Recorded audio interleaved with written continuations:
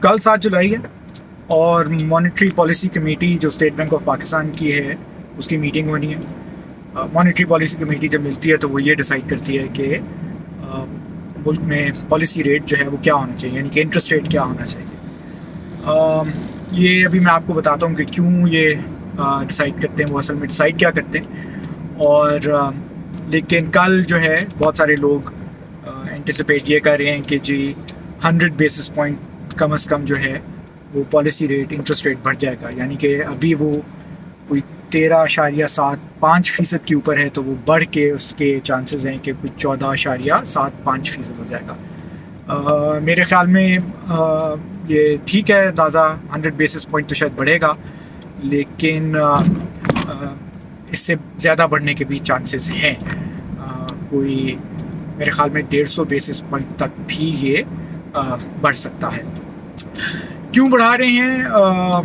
I am F کی conditionalities ہیں۔ I am F نے کہا ہے کہ انفلیشن جو ہے اس کو قابو کرنا ہے، اور اکنامک تھیوری میں یہ تصور کیا جاتا ہے، یہ سمجھا جاتا ہے کہ جو منی سپلائی ہے اس کے بڑھنے کی وجہ سے ملک میں افراط زر جو ہے وہ بڑھ جاتی ہے، یعنی کہ انفلیشن بڑھتی ہے۔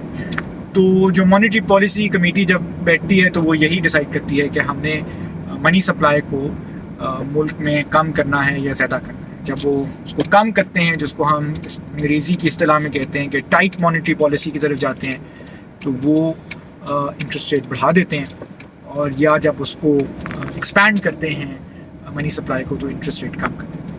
تو آئی ایم ایف کی کنڈیشنالٹیز بہت سخت ہیں اس بار، بہت شرائط جو ہیں وہ بہت سخت ہیں، ان پہ عمل بھی کرنا بہت ضروری ہے۔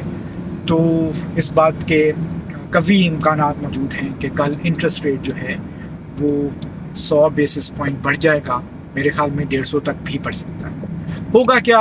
یہ اس لیے بھی کیا جا رہا ہے کہ نہ صرف انفلیشن بٹ اس کی وجہ سے بزنسز جو کاسٹ ہے آف ڈوئنگ بزنس وہ بڑھ جاتی ہے، یعنی کہ ان کے لیے مشکل ہو جاتا ہے کہ وہ نرم شرائط پہ قرضہ جو ہے وہ بینکوں سے حاصل کر سکیں۔ جب اسٹیٹ بینک اپنا پالیسی ریٹ بڑھاتا ہے تو بینک جو ہوتے ہیں جس انٹرسٹ ریٹ کے اوپر، جس شرح سود کے اوپر قرضہ دیتے ہیں، وہ بھی بڑھ جاتی ہیں۔ تو ایک کنسسٹنٹلی کچھ 4-5 مہینوں سے ہمارے ہاں چونکہ انٹرسٹ ریٹ بڑھ رہا ہے، تو ہمارے ہاں جو بزنسز ہیں وہ یہی فیصلہ کر رہے ہیں کہ ہم نے اکانومی کے اندر انویسٹ نہیں کرنا، کیونکہ یہاں پہ جو کاسٹ آف ڈوئنگ بزنس ہے وہ بڑھتی جا رہی ہے۔ اور یہ کرنا اس لیے ضروری ہے کہ آئی ایم ایف نے یہ کہا ہے کہ آپ کو اپنی اکانومی کو کمپریس کرنا ہے، اس کو اسکویز کرنا ہے، تاکہ ہم اس کو اسٹیبلٹی کی طرف لے کے جا سکیں۔ آیا انفلیشن کم ہوتی ہے کہ نہیں ہوتی، ان سب چیزوں سے اکنامک اسٹیبلٹی آتی ہے کہ نہیں آتی، یہ تو دیکھنے کی بات ہے۔